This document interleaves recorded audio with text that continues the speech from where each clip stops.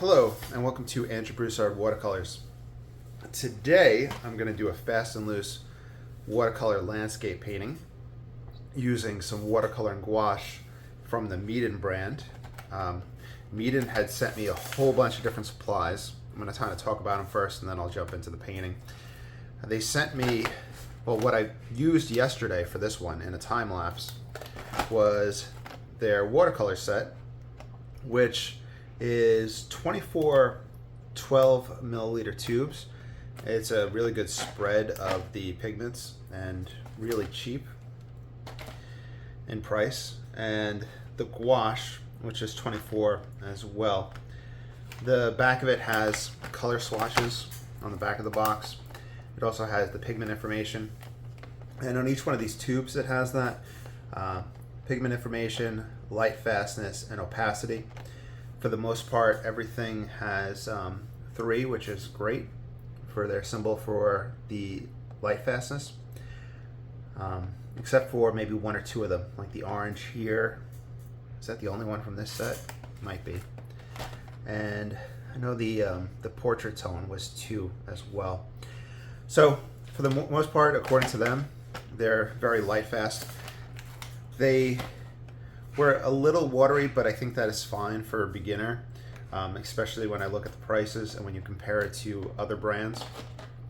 For example, I think in 12 milliliters you can get the Van Gogh brand, and Cotman might be 10 milliliters, and you're spending about $4 a tube with those if you were to buy Cotman or Van Gogh. The paper that they sent me, I looked on their website. So it's 100% cotton, and it was about $17 for this size for 20 sheets, which is really good for cotton paper. That's less than $1 a sheet, and that's about what I pay when I use my other brands. The quality was really good. It reminded me of Canson, and definitely a lot more texture than I'm used to, but I think that's because I use drawing paper with the watercolor as opposed to true watercolor paper lately. But yeah, it didn't like peel up at all, which I had happen in the past with other blocks. And yeah, it's good quality. I really like it. I did use their brushes last night, but I'm not going to use those today. I'm going to use the Hake and the Rigger that I'm more used to. But using this set, I had to kind of figure out how I wanted to use this brush to get my brush marks in the sky, get the kind of stippling there. So I played back and forth between the fan brush and that. And just one last thing before I get started. You can get a pretty good deal off of their website for a pad of paper, a porcelain palette, the brushes, and the watercolor for $35. I'll link stuff down below because I have that affiliation with them. And if you buy through there, I think I get some kickbacks. I also have a password or a discount code, Andrew. So if you order anything from there, you get a discount code. So that being said, I'm going to pause the camera, I'm going to pull this off, and we're going to jump into painting with it so you can see what I think about it real time. Alright, so I put some pigment out. I will grab more as needed. I didn't put any gouache out yet. I had originally thought, okay, I'll pull off a sheet and attach it to a board so I can stretch it. But with how good the glue was yesterday and how it dried flat, I'm gonna just try to do directly on here. I'm thoroughly coating this with water. A lot of people ask me in comments, how do I keep the painting wet for so long? And I put a lot down, and you can see how I'm just coating it right here. Also, I think getting used to the atmosphere and humidity in your house or wherever you're painting plays a big part in that. I'm still getting used to that in the new house, especially if I have the fan on in here in the art room and I start getting that circulation taking place. I think it affects my drying times. Okay, so that being said, I'm going to use the medium Ron Ranson Hake brush. That's been something I've been using for 6 years. And I'll let you know what pigments I'm using, and feel free to follow along. Oh yeah, of course you're always welcome to follow along. You have my exclusive permission to follow along and sign your own name. And you have my express permission to go ahead and sign anything and sell it whenever you follow along. I want you guys to be successful, have fun, be able to afford art supplies. So throwing that all out there. All right. So I'm gonna go back to the picture. I took a little photo reference outside. Just gonna loosely follow along. We're fortunate that the house has a field across the street from it. A nice tree line. So it's yellow ochre.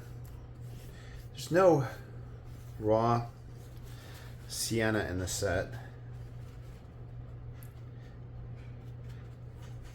But I am going to make do with the yellow ochre. Usually people, whenever they're putting together a watercolor palette, especially in the beginning, will ask about those two pigments in particular, raw sienna and yellow ochre. And usually people will go with one or the other. And I think I usually go raw sienna, but I have been using yellow ochre lately. Yellow ochre is more opaque than the sienna. All right, let's see. So I have little kind of formulas that I use, and eventually you're going to get to the point where you find things that work for you. I use ultramarine and light red oxide for distant trees. However, this set doesn't have light red oxide, but it does have some burnt sienna that I can kind of mix in there. Doesn't really give me that purple that I want, but I can grab a little bit of a red, and I think I put out vermilion. And we'll see. We're not really on the purple side. We're more on the muddy side of things, but I didn't clean the brush off, and we have the yellow ochre there.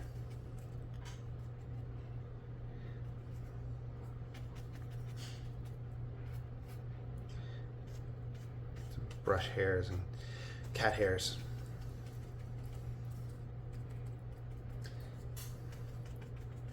So at this stage, I just kind of get my ideas in place. I'm gonna grab a squirrel mop with some lemon yellow. There's, I think, two yellows in the set. Yeah, pale yellow and lemon yellow. And there's a gouache, which also is a yellow. All right.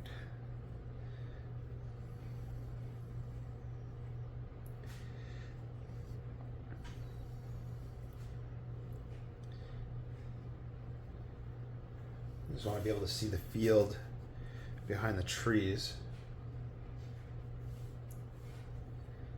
And I'll mix a little bit of ultramarine into this. I usually don't mix greens with the standard colors.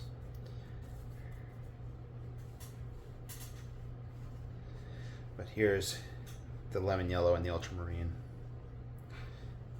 Right here is going to be my tree line for the foreground. And let's see, while we're at it, there's no Payne's gray, but you can take black and one of the blues and mix them together, and that's going to give you a Payne's gray.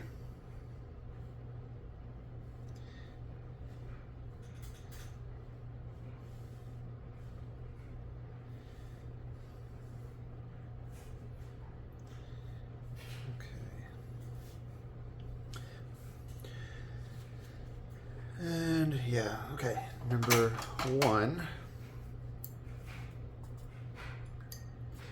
I'm gonna mix a little bit of burnt umber.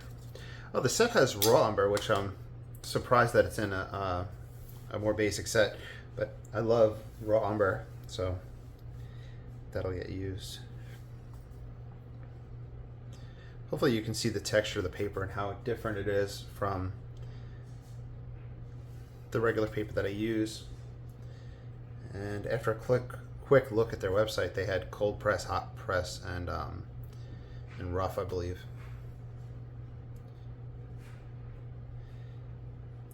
But I don't think I've seen a pad of watercolor paper for that price that's 100% cotton. I used to purchase the pads of Canson and Arches, but they weren't the ones that were glued on the side.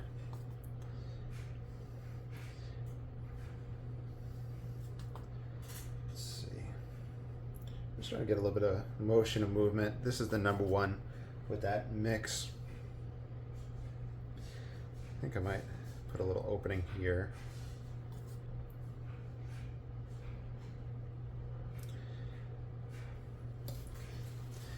Grabbing the hake, I'm going to pull some moisture out. So I'm just squeezing down at the base. Let's see. All right, let's get some yellow ochre. The opacity of it. A little bit of ultramarine.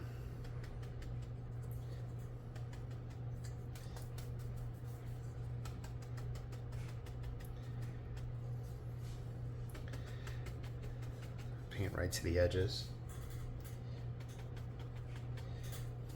Let's see.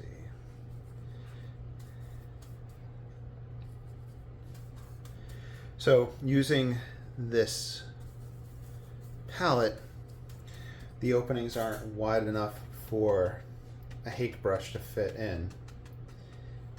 I think it's standard size for a palette, in the palette openings. And that's why I prefer the butcher tray ones. And this has plenty of room in the middle if you had wanted to put the pigments on the inside. That would probably be a good setup. Put the watercolor pigments you need on the inside and then some gouache on the outside for select usage. Okay.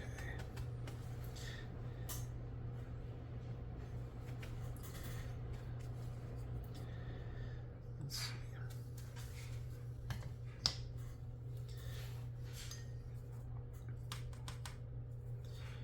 Grabbing some more pigment.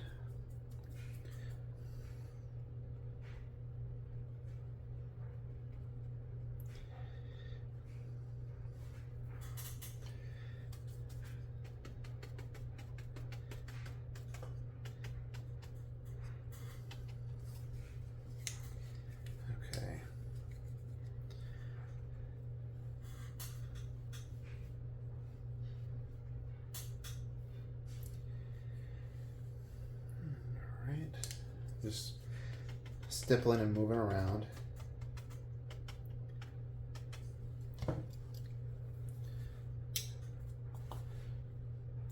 I will say I'm obviously not used to this paper.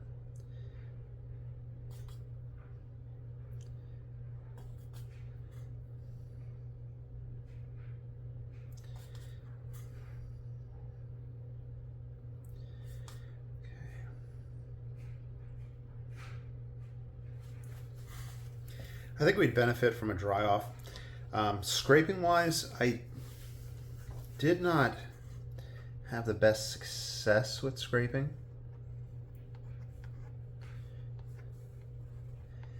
I feel like maybe somebody like Joe Menza or Stephen Cronin would be more adept at that. You could hear the paper as I scrape, so you can hear that texture there. All right, I'm going to pause. I'm going to hit it with the blow dryer. Okay, so pretty dry. Paper did not lift. The glue did not separate. All right, let's grab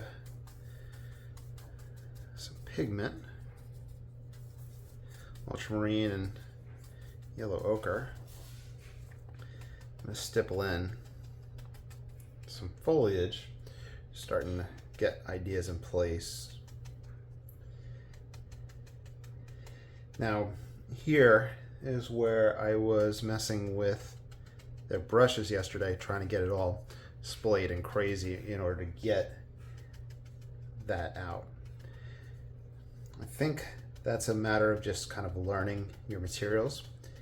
And if you're using a fan brush, if you're using this, if you're using a flat, you figure out how to use it and how to get it to make the marks that you want.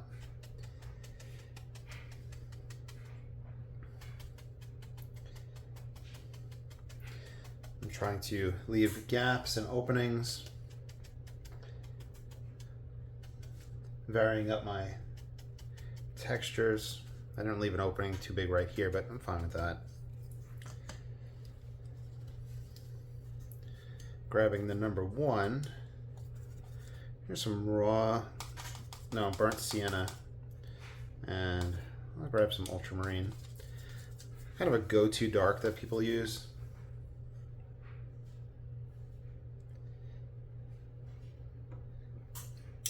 And here I'm just going to create tree trunks, branches, etc.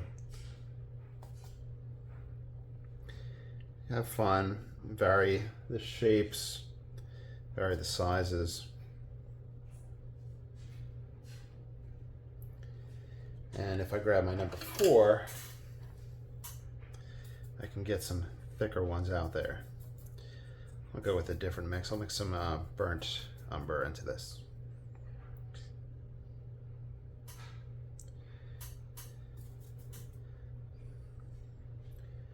Let's a little bit wider with them. I'm just going to grab some quick lamp black. Put that in. All right. Bring the one up and over.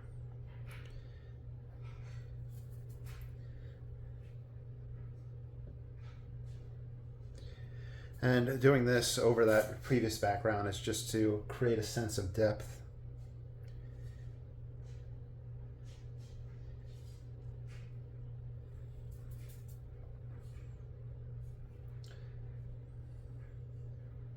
And if you're light-handed enough, you can get some pretty thin lines.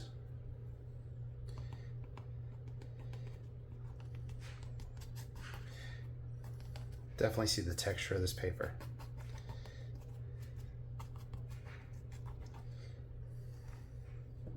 Okay.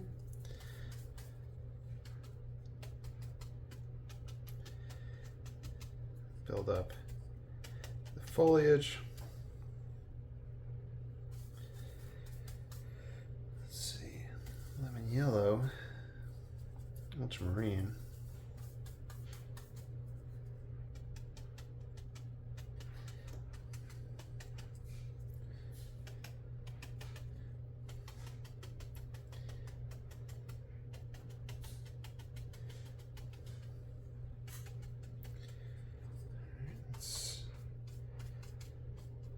I think I'll leave a little path right there.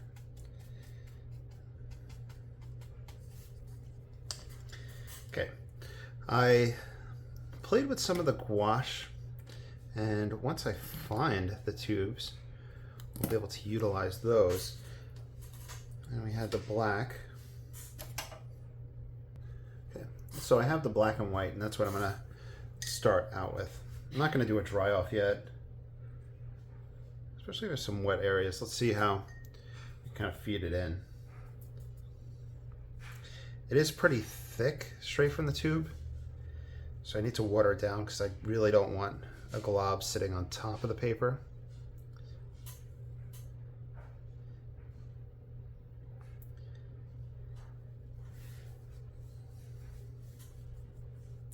So I grab a little bit on the brush, swish it around on the palette with some water.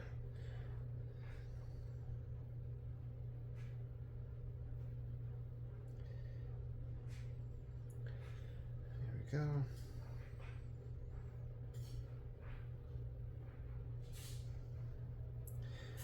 And if we want, we can grab a little bit of black and feed that in as well. I just like it when it catches that puddle and it just kind of bleeds together, and it kind of feathers and creates an interesting effect that just seems to work for textures for trees for me. It is something I'm exploring in general. I'm going to bring off some branches. Just pull these pigments around.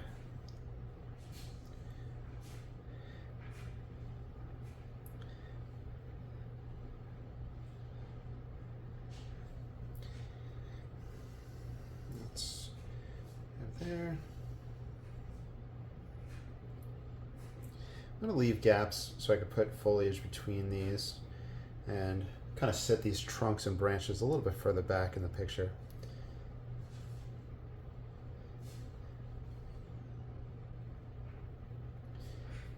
There we go, just some quick trunks.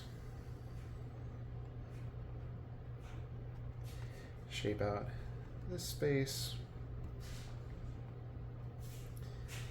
Let's grab the number 1. We can put thinner brushes in, branches. I know it's not the most exciting thing to watch me fiddle in this fashion, but just kind of getting the idea out there and building up those help out. And if I was off camera, I'd probably spend more time on it as opposed to rushing this part.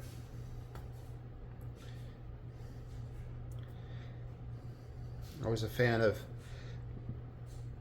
twigs, branches, little plants, long grass coming up around the base of trees or tree lines.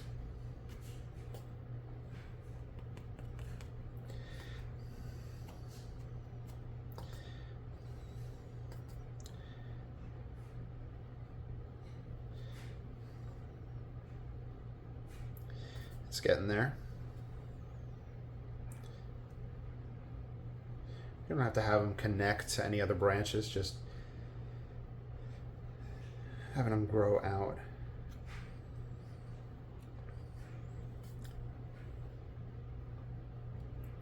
I think a bigger tree right here might be nice, but I'll save that for a moment. I'm going to pause the camera, we're going to hit it with the blow dryer, and we'll look at the next step. All right, we are dry enough.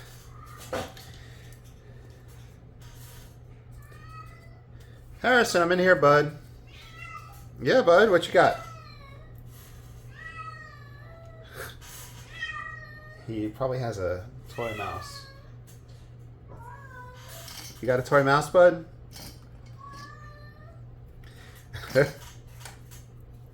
Alright, so just putting out some fresh pigment. Still getting used to just how far a dollop of this goes. Here's some yellow ochre, which we can pass on top.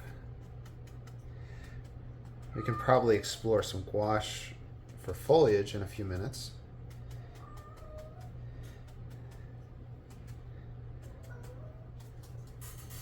I don't know what he's doing. Okay, here's some ultramarine into that mix. I just don't want pure ultramarine to come out like that.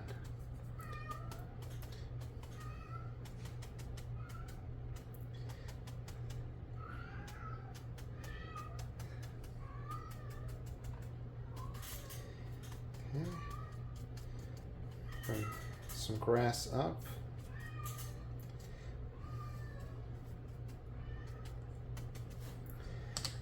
I think I had said I wanted to put a big tree trunk here. Let's grab burnt umber. I'll grab some ultramarine. I think that this pad alone, the paper itself, would be great for plein air painting or going out and about.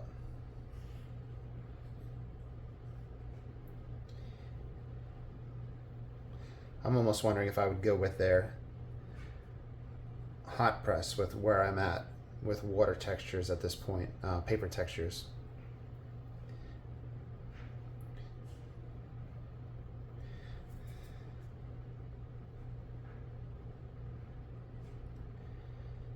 I can grab some white, coming out a little blue with that mix. I didn't clean the brush, so a little bit of black.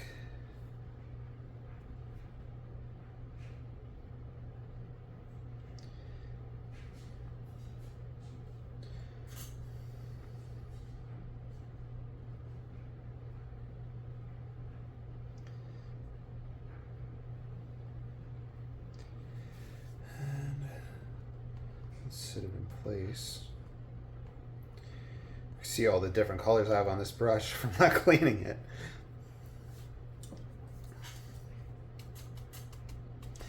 I remember our professor telling a story about, I guess, maybe a painting master who would use one brush and then just drop it on the floor by his feet and just grab another one. Just drop it on the floor by his feet, grab another one.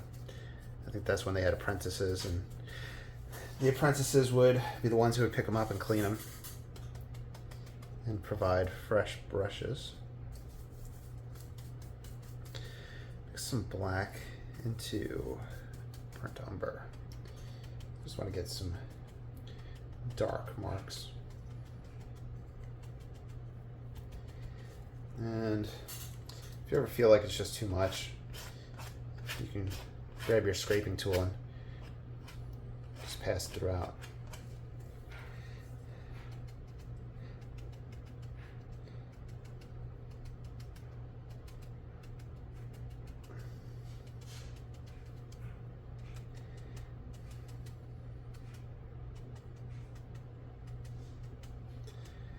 All right.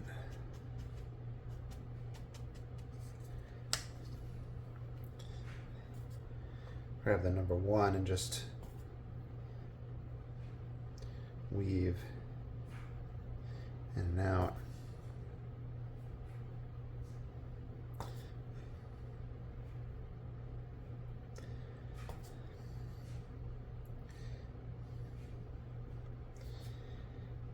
This little darker guy sitting in front of these background ones.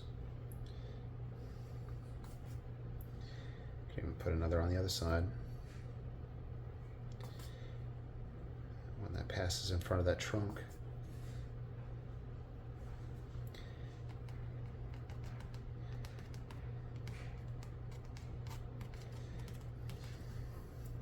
Okay, let's see what we want to do now. I can grab my fan brush. Now, let's see. I have different fan brushes and I'm not really adept at them, but one thing I've been doing is taking this smaller one, throwing some pigment on it, and then creating hatching with it, almost shading into these areas. Just a different way to build up masses and textures and shadows.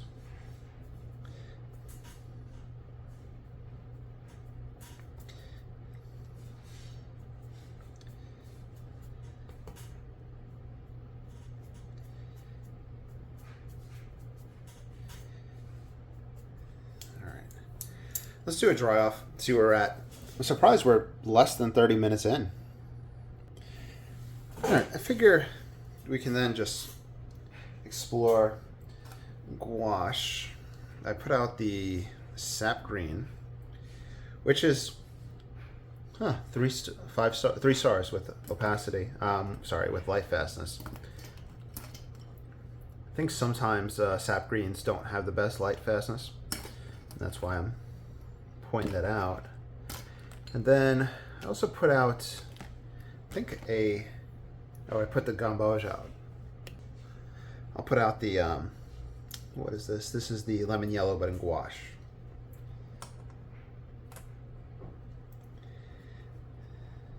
All right.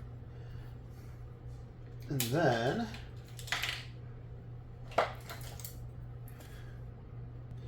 we'll use an old Bristol brush, oil painted brush, to kind of stipple it in, make a mixture of those two.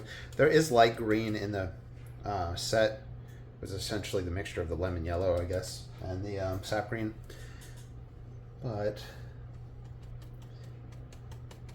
let's see how it stands out against the darker objects.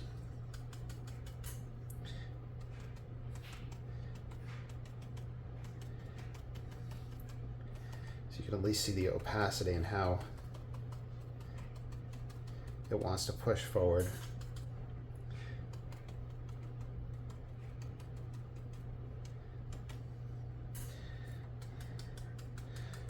Grab some black gouache, mix that into the sap green.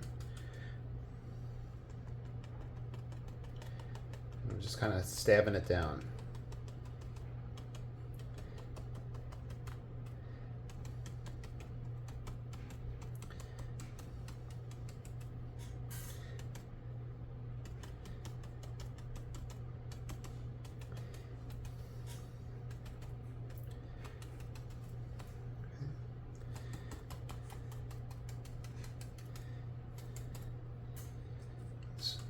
Bring that.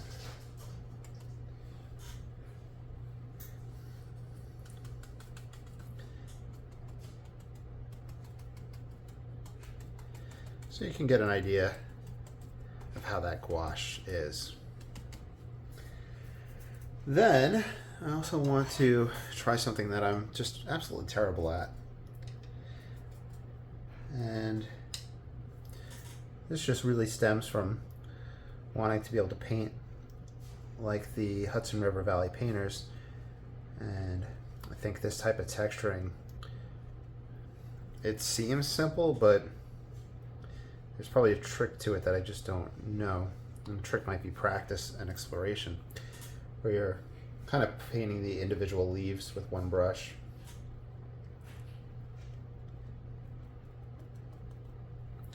And we do all the fast and loose stuff in the textures to avoid having to do this, but I feel like it's kind of the direction that my paintings have been taking, especially with the addition of the gouache in my experiments.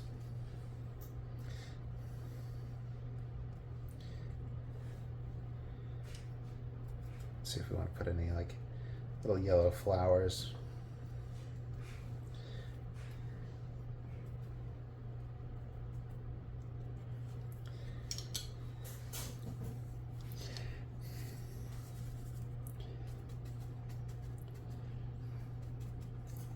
And pause, dry off. I was doing some math in my head while doing that dry off, and if the paper is about $17 and a set of watercolor with the paper and brushes is $35, that's going to bring you down to a little bit less than $20 if you subtract the $16, $17 of this from the $35 from the pad. You're at less than 20, and if you have 24 tubes, you're probably spending, what, 80 cents a tube. And then you have the brushes come with it, and you think about the brushes as just being lanyap, free, something extra. It is a really good starter set. This is me taking the gamboge and just washing it over.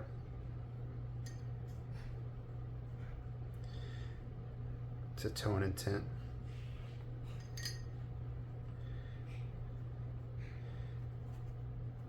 They breathe some life into the darker, muddier areas.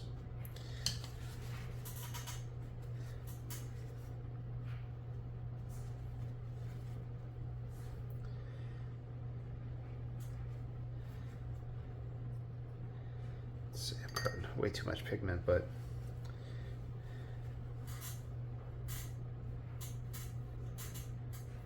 there we go.